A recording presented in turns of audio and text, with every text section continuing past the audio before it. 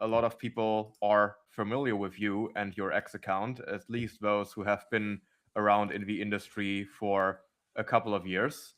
Um, you have been one of the OGs to write, tweet, and talk about concentrated liquidity provisioning, LP math, both for Uniswap v2 and Uniswap v3, and now you're building Panoptic, which is an options protocol built on top of these liquidity provisioning paradigms. So yeah, thanks a lot for coming on. How are you doing? Hey, very good. Thanks for having me, Max. Great. Maybe can you give us a brief background how you ended up in the industry? I know you have an industry background in or an academic background in physics and biophysics and math. So what drew you into crypto? Yeah. So again, my previous career, I was in academia.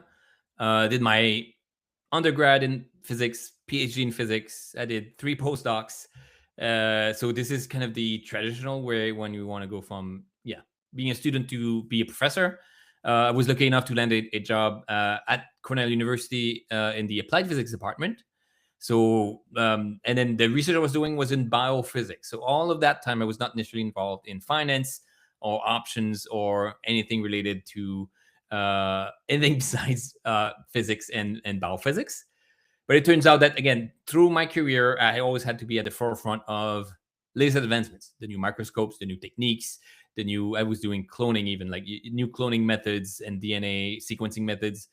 That made me kind of always on the lookout for new cool things. And Ethereum came along. I knew about Bitcoin was not that exciting to me, but Ethereum made sense to me. Again, world computer, I think, is a good way to describe this, but it's that decentralized compute that you can quantify the value of.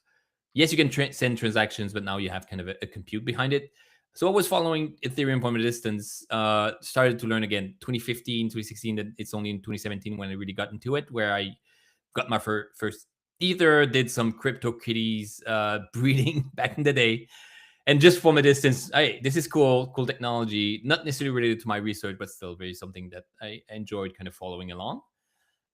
With that, I came acquainted with MakerDAO, with Uniswap V1, was liquidated on a CDP on MakerDAO, I think in 2018 during one of the crashes. And yeah, I deployed pools on Uniswap V1. So at the end of the day, I was kind of just dabbling along, very like doing something that was kind of cool, but not necessarily like career changing. With Uniswap V3 and COVID, I guess this was in 2021, but a lot more time on my hands. The lab was shut down, so again, spent a bit more time studying Uniswap V2. But when V3 came out, very quickly I jumped in, tried to LP. Was doing it in V2 and V1, but LP and V3. Choose a range, did like what a lot of, again, even the listeners are doing, where you choose a range, walk away for a bit, and come back. And I wasn't even sure if I made money. Like, I look, okay, this is how much I put in, this is how much I got out with some fees. But if I sat down, like pen and paper in hand, and decided, and we figured out, oh, I lost some money. It wasn't that clear why. So that kicked off how can I actually approach this a bit more scientifically. Probably in the summer of like 2021 was when I did this a little bit more seriously. But first article I published in June 2021 was Uniswap LP positions are like selling options. And the convexity, the shape, the way you manage this was very options like, not just because I felt like it, but the math told me so.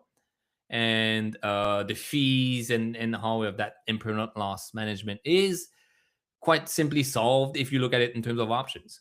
So this was getting a bit more serious. I wrote probably 5 or 6 articles during that year about LPing and AMMs and Uniswap. And when I got the opportunity to not just publish this, but work on these ideas and make them into a protocol, this is when I also was nearing tenure, where I would renew and get tenure or not. And I had 2 choices, if you want. One is spending my time at the same place with the same people for the rest of my career, or do this crazy new DeFi, decentralized blockchain startup world. So again, chose a startup, and that kind of made it so that I could do this full time. And yeah, every day that I still code a lot. Every day that I code, every day that I work on the UI, I use my physics background, so it's extremely useful. So again, I'm still a physicist at heart. I just apply my skills to DeFi and options. What got you into LPing specifically? Just the more mathematical aspect of it compared to like optimizing for lending rates, or I mean, back in the days when you got into DeFi, there were a lot more wild and like unregulated and Ponzi-esque things to farm. So I mean, you really must have had a passion for LPing for the sake of itself to end up in that niche particularly, right?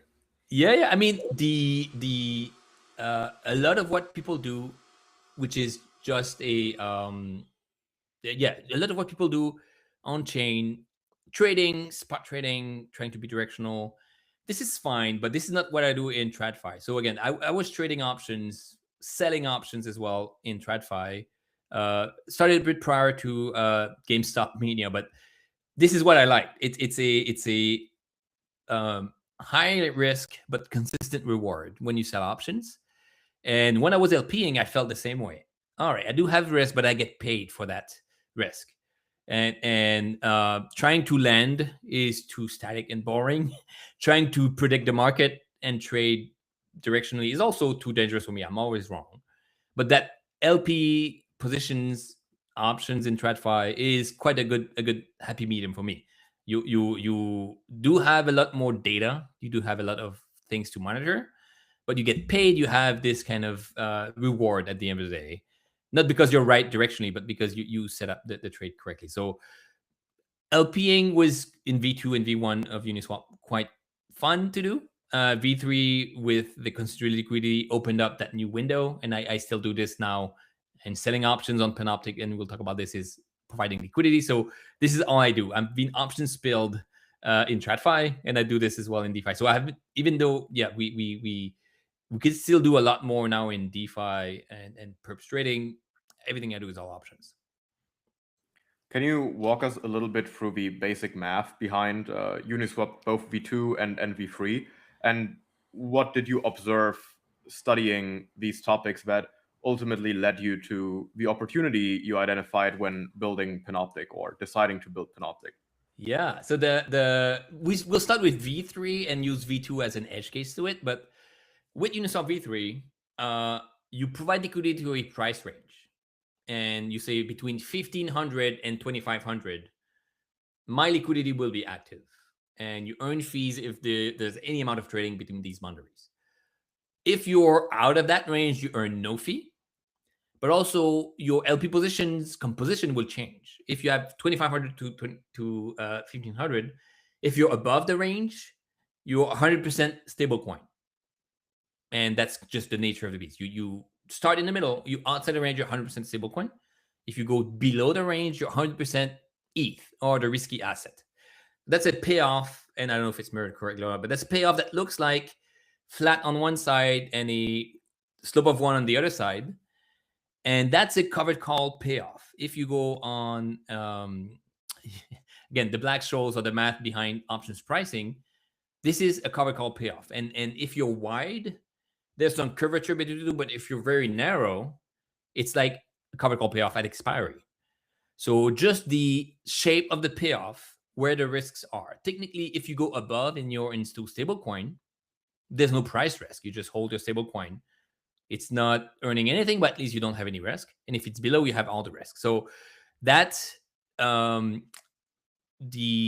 difference between which side you are, the difference between how you manage the risk is quite options like, because the payoff is like an option.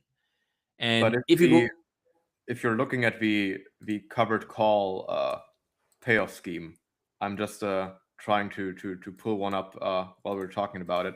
Is that a linear payoff, or is it convex? So is it only delta exposure, but is it linear? And is there like exponential exposure when the price is changing? So is it a linear curve or is it changing? And maybe you can break down the basic of the Greeks in options as well a bit. yeah, of course. So that covered call payoff that you see is a kink, like a hockey stick way, but you do have it's a payoff that's not linear.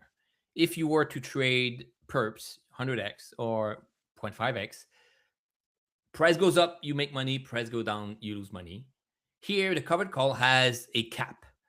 And technically, the price could go to 10x, and you don't do 10x, you just do 1.5x or 20%. So you're capped on the upside. And technically, you miss out on gains. And that is what makes it convex. The price goes up by quite a bit, your return is less than that.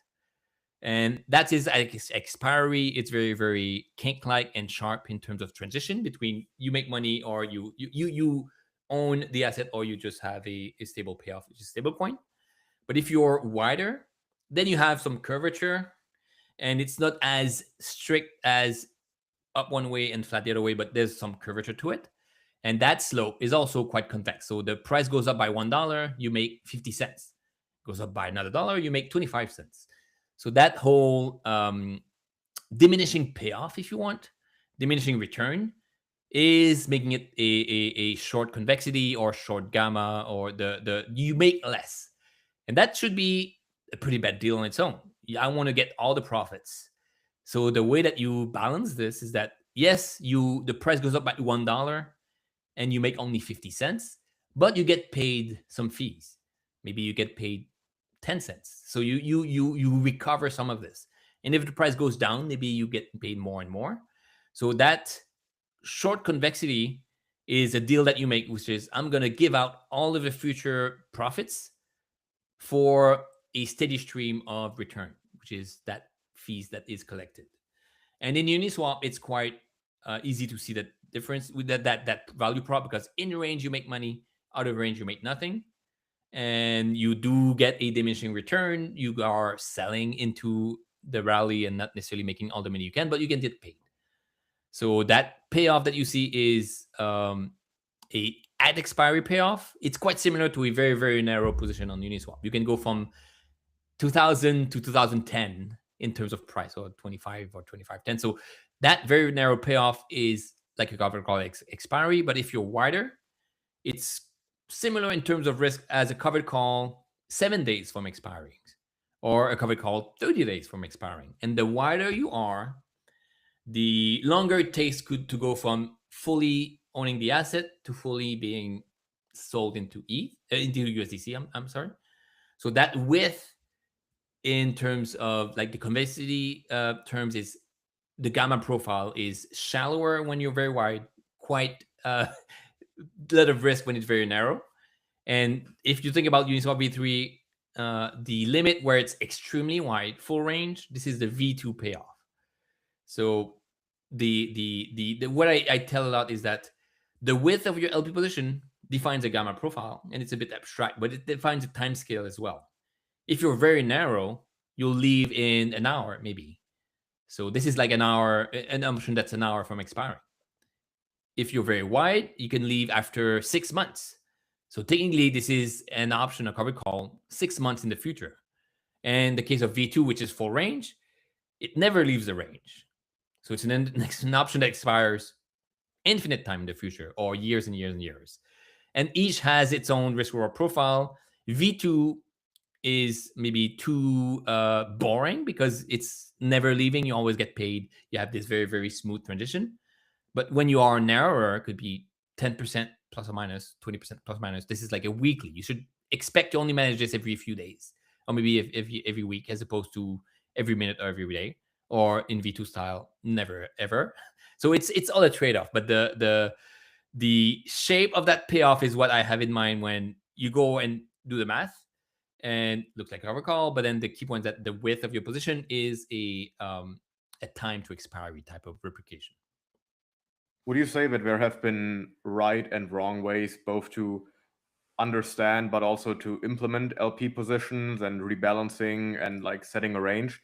I would say there in the DeFi dojo there have been tons of discussions over the past couple of months on how to actually view LPing. Like, is it a tool to generate yield, or is it more of a tool to express an opinion on an asset you would be willing to buy at a certain price or sell at a certain price anyway?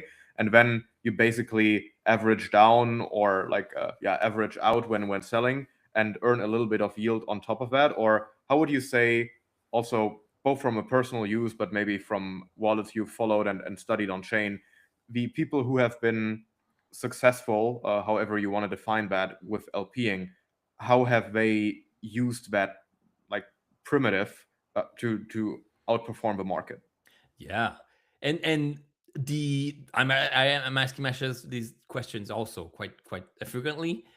The nature of Uniswap is a bit constrained because you have a covered call payoff, and technically you make money if the price goes up. You make less money than holding the asset, but that's the thing. You make money if it goes up, and you lose money if it goes down. This is a covered call payoff, and if you talk to any options trader, yes, they may sell covered call, but they sell puts. They buy options. They can do a lot more strategies than just selling or participating in a single instrument. If I ask a market maker, could be Susquehanna, Citadel, anyone on there that's Jane Street, would you trade only calls? And they say, hell no. I need everything to my arsenal, not just calls and puts, but then hedging tools and stuff. So at the end of the day, when you look at just purely Uniswap, you're limiting yourself to just single strategy, which is selling a covered call. If you do with options, you sell covered calls for a specific purpose. But if you're a market maker or if you trade options, I mean, the way that I was doing it, and I'm doing it on Panoptic, you don't necessarily do directional bets. You harvest the yield. As you mentioned, the two sides is, I think, much closer to harvesting the yield. If you want to express yourself directionally, that's fine, but the key point is to harvest the yield. And what's missing is that if you only sell covered calls, you'll always lose money if the price goes down. It's a positive delta. It's a bullish strategy. Any bullish strategy in the bear market will lose money. There's no way against this. However, you can create delta neutral positions or even negative delta bearish strategies, still using an Uniswap LP position as the core primitive, but you short the asset. You borrow some of it. You can short on Hyperliquid, for instance. So when you transform a covered call, which has this bullish outcome, you can create a straddle, which is selling a put, selling a call, or selling a call and only buying half of the contract's value. But you can create something that's delta neutral. So you earn yield if the price goes sideways. If it goes up by a lot, you lose. If it goes down by a lot, you lose. But if it stays within the range, you can actually be net positive. And your goal is to collect that fee.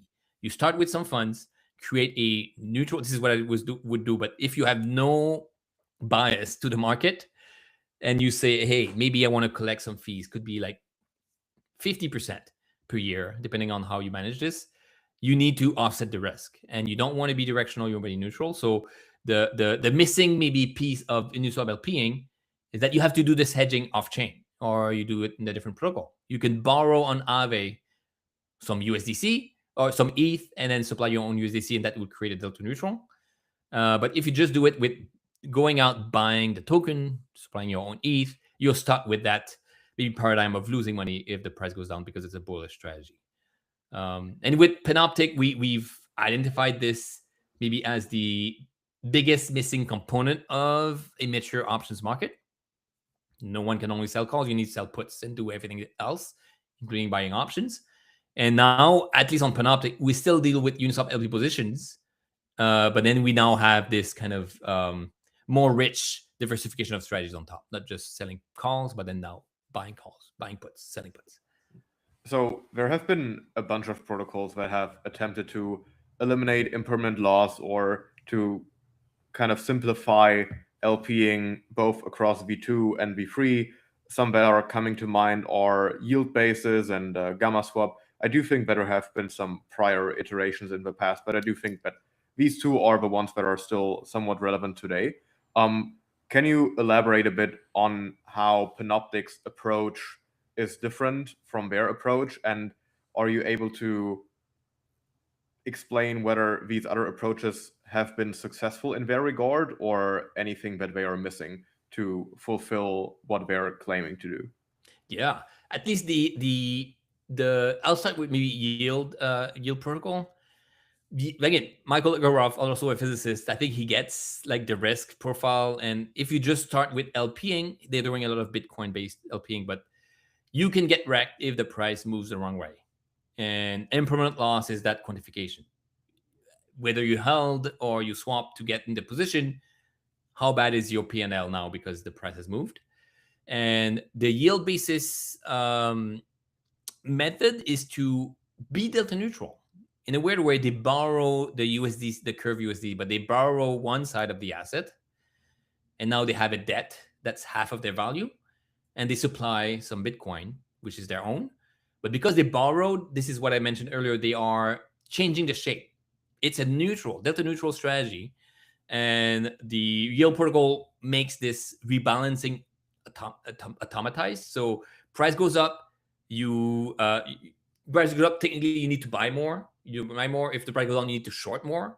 So at the end of the day, you are doing a continuous delta hedging strategy that is what 95% of options trader do. They need to nullify their deltas. So it's a built-in method. They use Curve USD. They use the Curve pool pairs, but it's enshrining, if you want, delta neutrality at the protocol level. And they are making the rebalancers, I don't know how they call this, but there's a role for people that rebalance the pool, so that users don't have to go and buy and short or do something with the token itself. But that's kind of the right decision. If you're providing liquidity and you don't want to get exposed to price moves, but you want to maximize the returns just by pure profits from the fees, then you have to be delta neutral. This is yield basis. And again, they don't quite get the options lingo there, but they would be selling straddles and they would be delta hedging it. You can do this on Panoptic by clicking sell straddle and delta hedge, but in that case, it's the whole protocol that kind of enshrines that process. Gamma swap is a little bit similar to Uniswap, to Panoptic in a way, but they take V2 style full range liquidity positions. That's on Uniswap now, and then you can short them, or you can kind of borrow the position, unwrap its content, and then pay it back at a time later. So we do a similar thing with Panoptic, with Uniswap LP positions, but it's concentrated. But if you have the initial view of providing liquidity is like selling a covered call with that type of payoff, if you short that instrument, any instrument that you short and you have the payoff value, you just flip it around the right y-axis. So you start with something that was unlimited risk to the downside, something that has unlimited gains on the upside. You actually buy a call option if you short a covered call, if you short an LP token. So Gamma Swap does this at full range liquidity. So this is an option that you buy a call option, but that option expires infinite time in the future. So it's quite shallow in terms of like how quickly it moves. But if you do the same thing in Uniswap, in Panoptic, it's shorter. You have a more like shorter the payoff. The issue in a sense with an approach like Gamma Swaps is that because it's spanning the entire range, it is just getting very capital inefficient, right? If you wait years and years, then it's going to be efficient. But if you wait a few months, you may not get as much as you think, because the rate at which you accumulate premium is less efficient than if you're, even if like, instead of full range, if you're plus or minus 10x, which is, I don't know if the price of ETH will go to 20K or even 200,000 or $20. That range is still quite large, but it's already like four times more efficient than full range. So there is like an efficiency that can be gained by concentrated liquidity. And instead of being an option that expires infinite time in the future, it's an option that expires 10 years in the future, which is still a long time, but it has more time to play out. Can you walk us through the architecture and the mechanisms of Panoptic V2? I'm pretty sure you are very close to launching, so maybe you can already leak a walkthrough or a demo or a mock app. Yeah. So the I don't want to get too technical. I can power the app, but the goal of Panoptic V2 is to improve on V1. So from user feedback from our own trading and observations, there were a few things that weren't efficient. We made it more efficient. And one thing that we've done, and that's something that could be like very interesting for you, for listeners, is that we do like flash loans in a way, but with options. Flash loans allows you to borrow funds, do a bunch of things in DeFi, and if you pay it back by the end, that's fine. You just pay a small fee or even zero sometimes. But the beginning to end, is quite versatile. You can do anything you want by borrowing, and if you pay it back, it's fine. So we do the same thing. We do the same thing with options. You can mint as many options as you want, as big as you want, and if by the time you end the transaction you're still solvent, then we let it go. We allow you to do this. You can control a quite sizable pool of options, and this is good for liquidations, for instance, or if you want to reduce the size, or if you want to change like multiple options, you can do a chain of operations, and as long as the last checkpoint makes you solvent, sorry, then it goes through. So that's a big UX change because you can chain operations. It's more gas efficient. You don't have to do 5 collateral checks for 5 different operations. It's all in one. And that's one example that the users might see a little bit more easily. Another one that was actually quite important is that we've built a lending protocol almost inside of Panoptic. And what I mean by that is that when you trade options, you can be fully collateralized, which is what Uniswap does, where you have to bring in your own coins. You have to provide exactly what you bring in, and that's going to be your the capital you work with. But within Panoptic, you can borrow funds to tap into leverage. So we cap it at 5x, so it's that 100x leverage like perp style. But you can borrow a little bit of funds extra to increase the size of your position, increase your risk, of course. But now you have the ability to tap into leverage, which is what even like folks like myself in TradFi, I do have access to 5x leverage through Reg T margining, and we offer this to users also. But there's a lending protocol aspect to it. Any user can come in and be a lender to market makers, and they don't have to trade options themselves. They can just deposit into the Panoptic protocol. We have a vault that will manage these kind of deposits a little bit like Morpho even and curators. But you can be a lender. And in V1, the rates were unpredictable, quite tied to volatility, and you could not necessarily kind of capitalize on bad rates. We've revamped this and kind of stole Morpho's adaptive interest rate model. So now we borrowed. We improved on one thing. We talked to the folks at Morpho and said, what would you improve?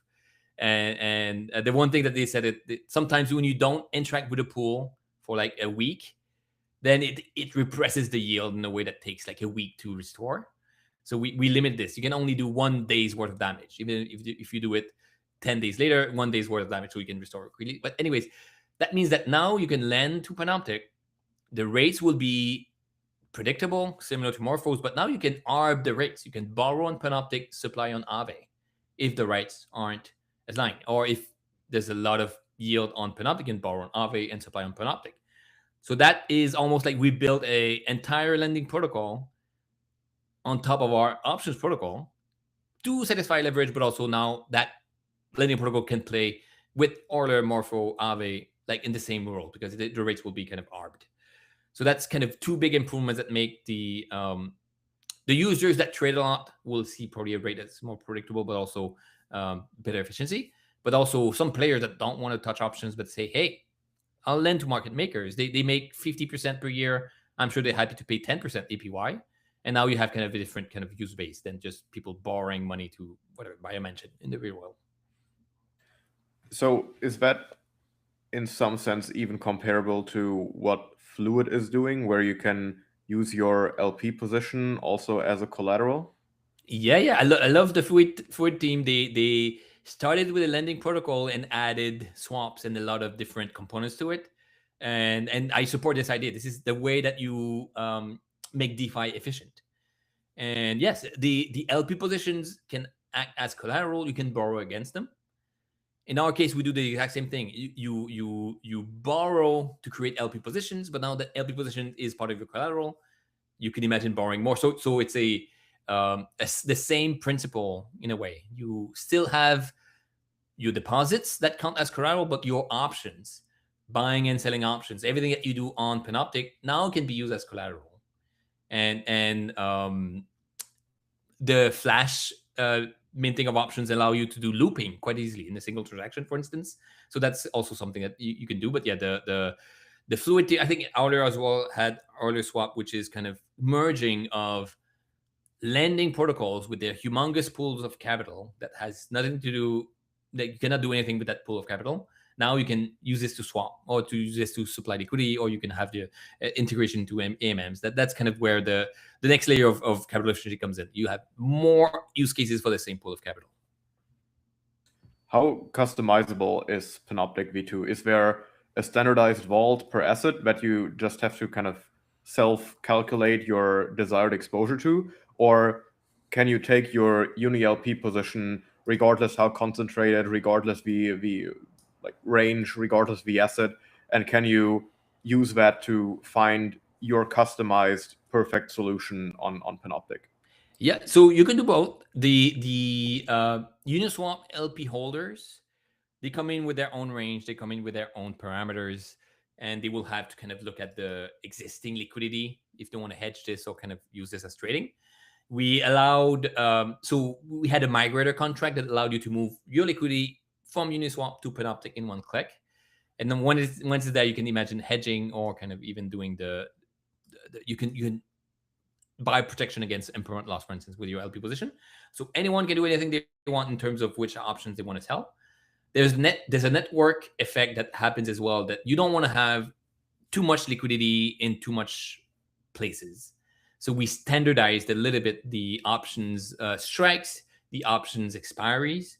So we offer 0 DTE, weekly options, monthly options, yearly options. We even have hourly options. You can even imagine like 5 minutes prediction markets.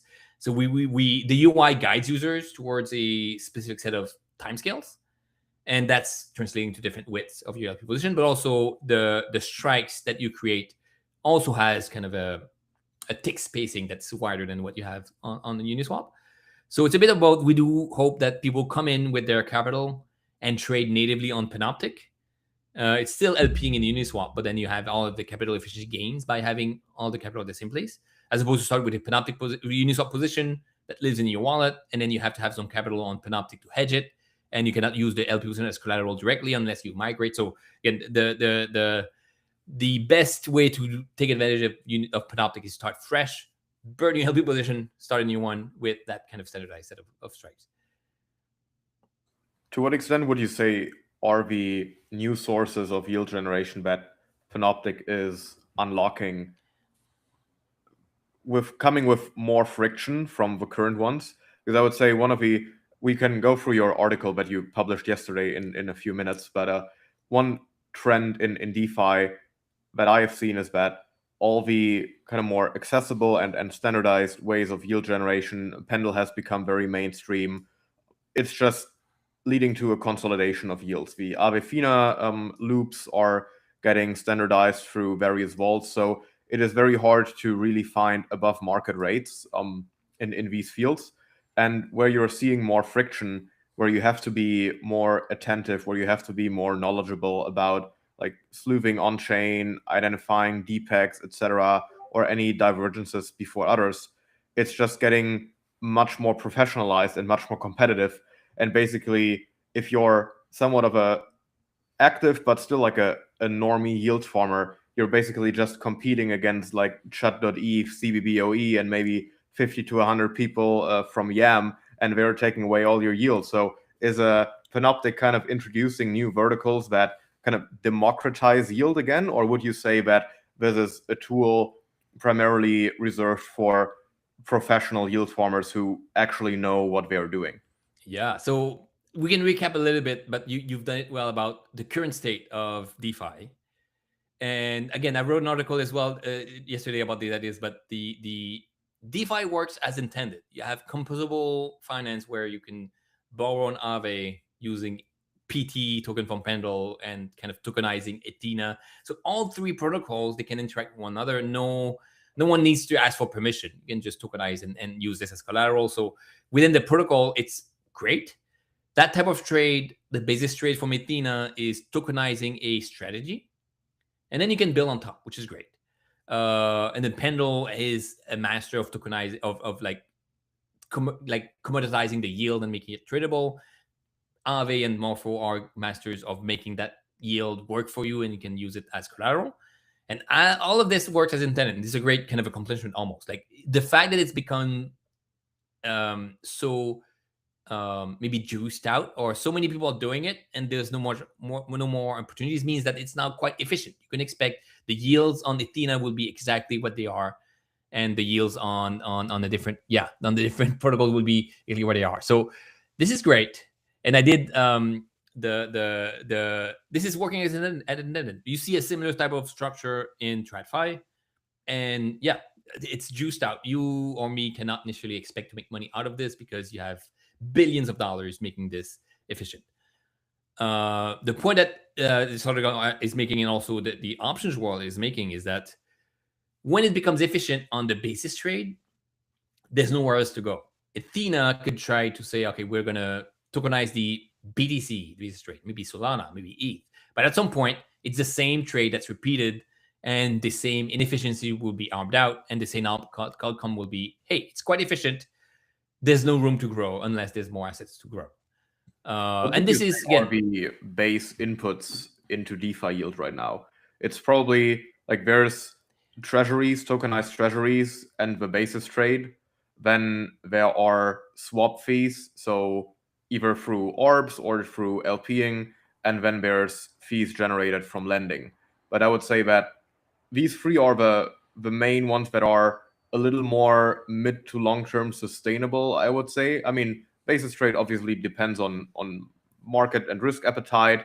Treasury yields depend on rates. So these fluctuate, but there is going to be like some venue for them. And I would say the more speculative one that has subsidized a lot of the DeFi yields over the past 2 years almost are all of the points programs. And particularly if you're looking at the PTs on Pendle, there have been times where you've been able to get 20-30% on these things, and it has been solely propped up by point speculation. And I do think that the market has become much more cynical about these points programs, new token launches. So we are all very desperate in search of a new long-lasting yield source that ideally is also composable again, and you can kind of build all of these DeFi Legos around it. So why are yields from options particularly suitable to fill that gap? Yeah, exactly. And then the we can also draw from TradFi, but the key point is that with options, it's a different story. Again, the Athena trade tokenizes who wants to go long an asset, and then you supply the liquidity, and that is earning 3.5%. In options, there's many players, there's many instruments, there's many expiries, there's many strikes. You can think of the Athena trade tokenizing a single market, which is the purse market. In options, there's dozens, if not hundreds, of markets similar to this. And because it's a surface, it's a lot more broad in terms of the extent to what it does. A single pair ETH-USDC can have thousands of markets on top. And you see this even with the IBIT ETF. It's fragmented, it's inefficient, it's may seem like disparate in terms of what you can do. But because there's so many use cases, you can always find a different yield source. You can tokenize one type of strategy, Athena style, and not step on anyone's toes that tokenizes a different strategy. And the volatility that you trade, the time structure that you trade, the like the smile or the way that the volatility changes with price, all of those needs to be arbed, all of those needs to happen. And many actors do it. In TradFi, you have Susquehanna, Jane Street, Citadel, a bunch of also lesser known entities, but they all trade options. They all make a lot of money with their own niche, and it's a service that's needed. And if you think about this, by the time they have made the ARB efficient, and by the time there's no more juice left, if you want, in that trade, that means it's efficient. So traders can come in and now trade at a very fair price, tight spreads, very, very efficient market. And there's going to be 5 more opportunities for yield if you kind of go down the stack for different expiries, different assets. So the ceiling that we've hit to some extent is because there's nowhere else to go for these Athena-like basis trades. The next layer is options because of the diversity, but also the absence of a ceiling. And this is maybe me pushing the argument again here, is that there's never, it's going to be quite hard to run out of strategies because TradFi, which has 4 decades of experience, has not run out yet. And then they've run out of the basis trade decades ago.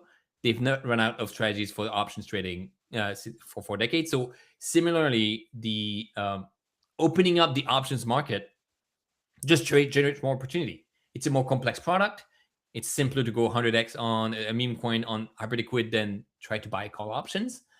But for those that do market making, those that do prop shop trading, they know these opportunities, and they will kind of lean into them. So with Panoptic, we open up that option side, and in a way, it's way more rich in terms of value creation than just betting on the price going up or down. It's the whole kind of cottage industry of arbitrageurs that can make the whole system and can efficient. And if you think about this Uniswap LP positions, everyone do their own thing. They choose their own range. It's all kind of not even you don't compete with anyone. You just kind of want to put your liquidity there. But now when someone can buy your liquidity, when someone can actually compete with you and kind of generate a more liquid market, then you have more opportunities. So the way that I'm trying to frame with this article, the future of options is that it's a new way to tokenize strategies. It's a limitless, boundless market in a way, because we won't run out of things to edge out with options. Why would you say the time for options in DeFi is ripe now? I mean, options have been talked about since, let's say, 2021, 2022, the latest, yet all the options protocols so far have not succeeded in getting any lasting mass adoption.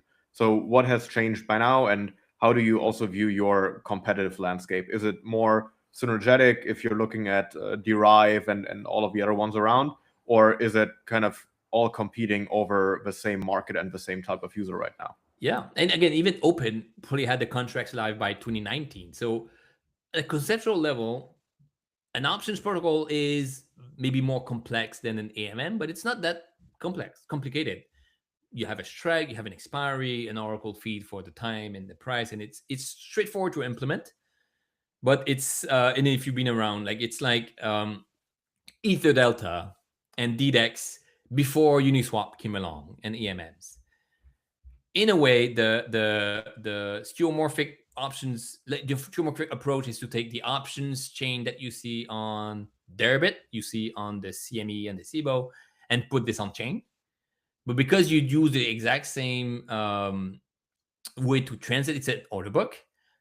If you try to do an order book on chain, we know it's difficult and you need kind of speed, and kind of Hyperliquid made it free to cancel orders. You do need to do tricks to make order book on chain work.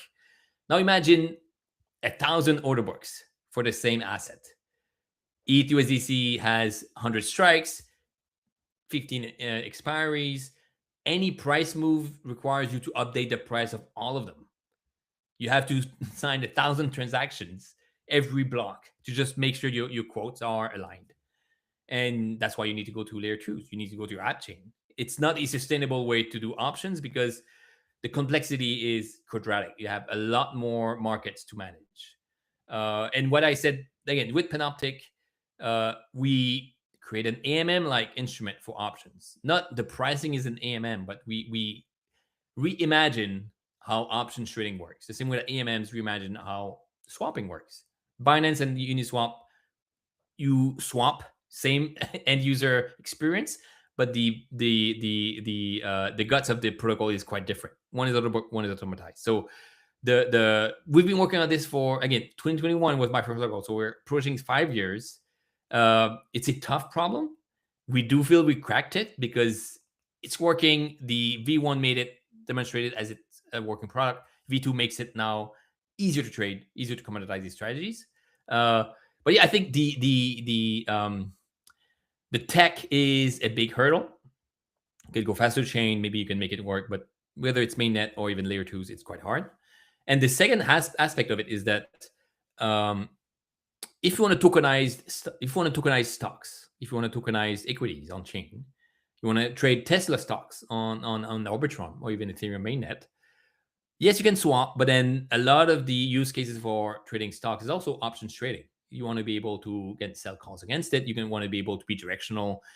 The option stack need to be prepared and ready for tokenization, because the sophisticated players won't even touch on-chain trading if they cannot do options. They'll stay on their Bluebird terminal in a way. They'll stay where they are comfortable with, because they're going to see this huge piece of the puzzle missing, which is, hey, how do I hedge? How do I create the strategies that I've known and used for decades on chain? So in preparation of this masternization events, we do also have to have a functioning and efficient options layer on top. And that's also where we come in as well. What can we expect from the launch of V2? And maybe you can already hint when we can expect that launch. Will it be cross-chain proposal? So will you be restricted to ETH1, or can you like hedge and deploy across ETH1, Solana, Hyper EVM, etc.? And since you were already talking about RWAs, how are you positioned to adapt to the change in assets that are available to trade in crypto? I mean, most importantly on ETH1, Solana, but also Hyperliquid coming up with a lot of commodities markets and tokenized equities markets. Yeah. I mean, the launch of V1 is very, very near. The smart contracts and the audits were the main concern, because we want to take security seriously, of course. 2 weeks ago was when we got the final report from Code Arena. So contracts are done. The UI is done. We're in testing phase. So very, very soon, a matter of weeks, I guess, we should be live. We will focus on Ethereum mainnet.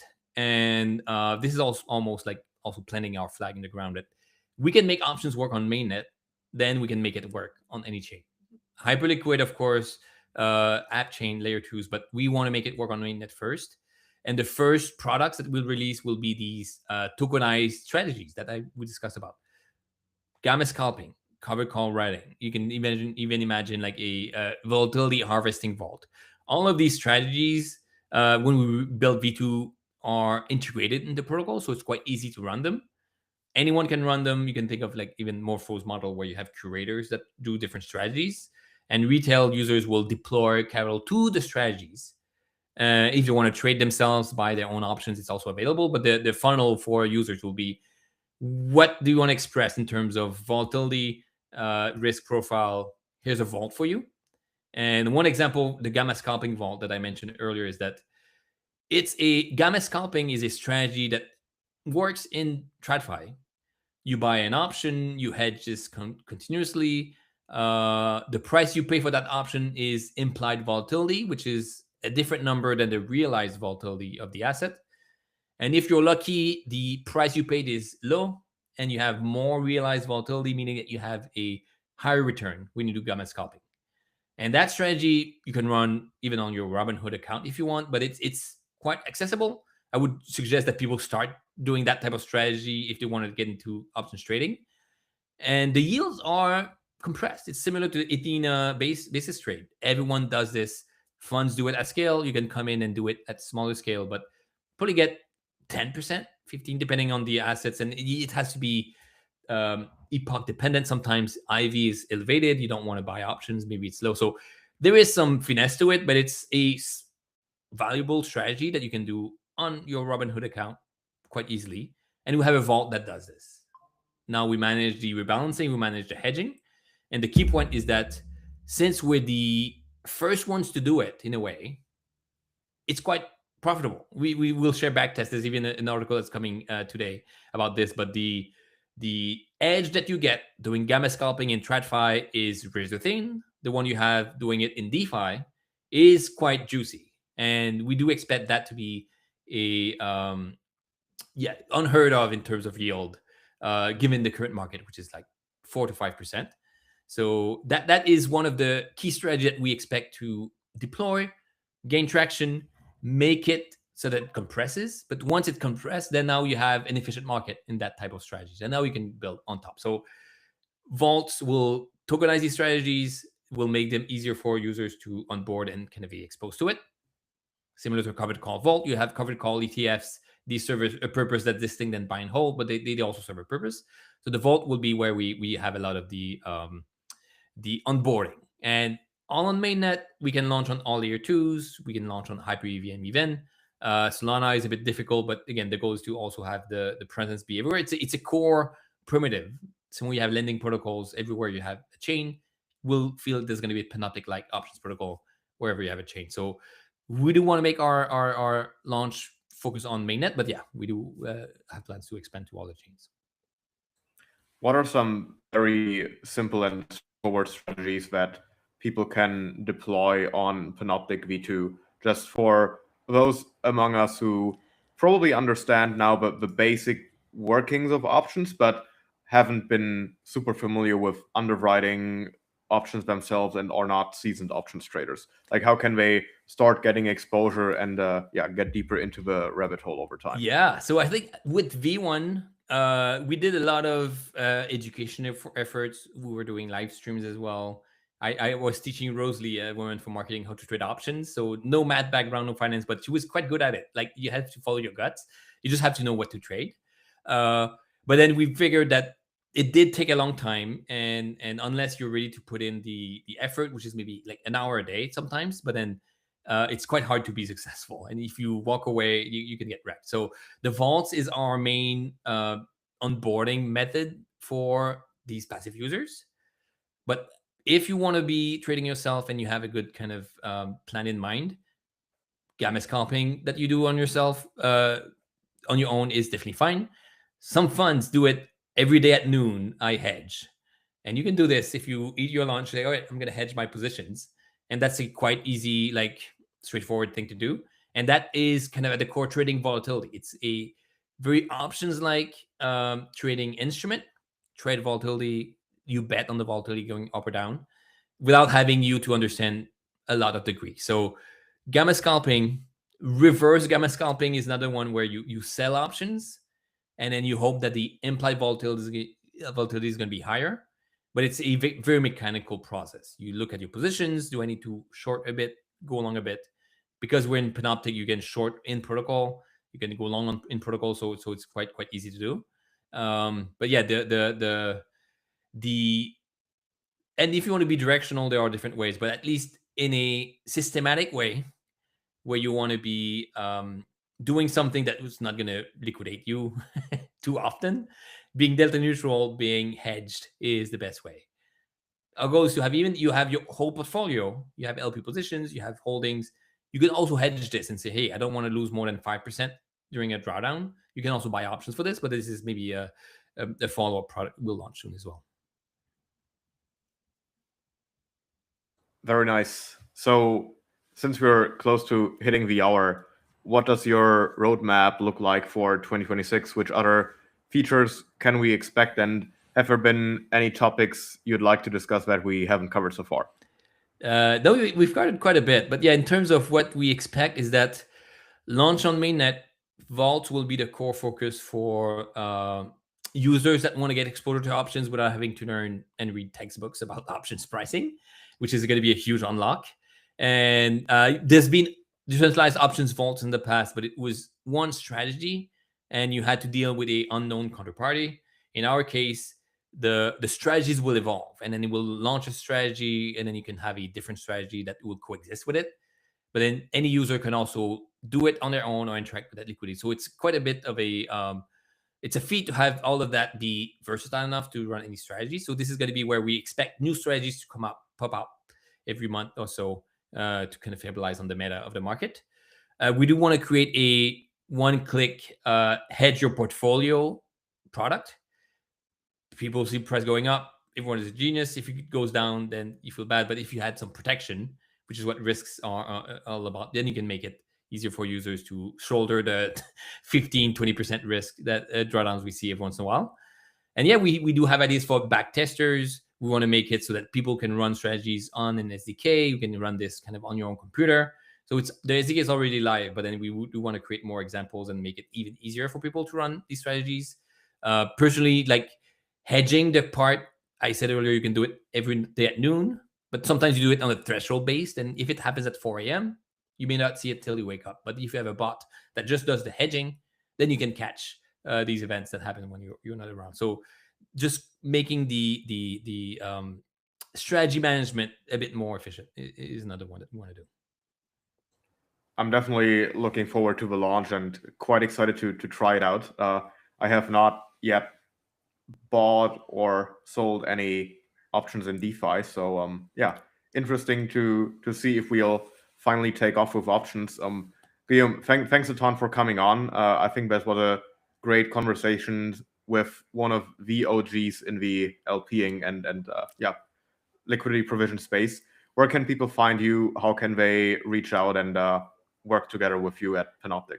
Yeah, for sure. So I'm on Twitter a bit, getting sometimes into big arguments about LPing. That's what I do. But my handle is GUIL_Lambert, Lembrt.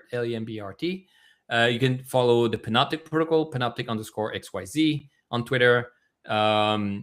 And also join our Discord. Now again, we're paused for a moment. Now again, the Discord is picking up. Very excited. People have noticed the SDK. We published this without even advertising it, but then people looked at it and already have questions. So it's a good sign people want to run these strategies.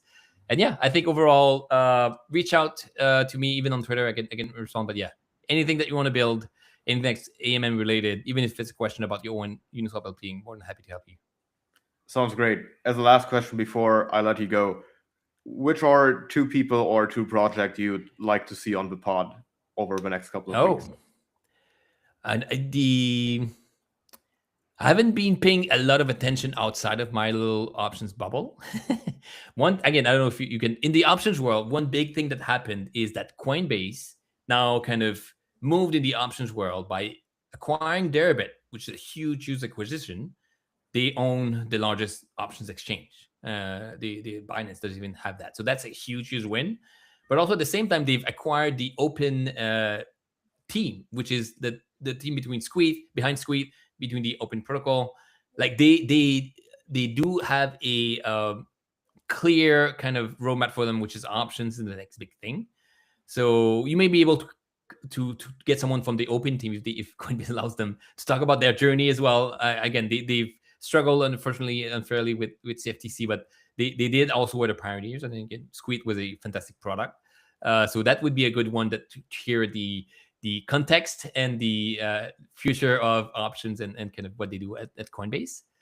But yeah, another one that I've liked as well is it's an app called Euphoria, which is a tap trading. It's a lot aimed at retail. It's on Mega ETH. It has a lot of potential for distribution.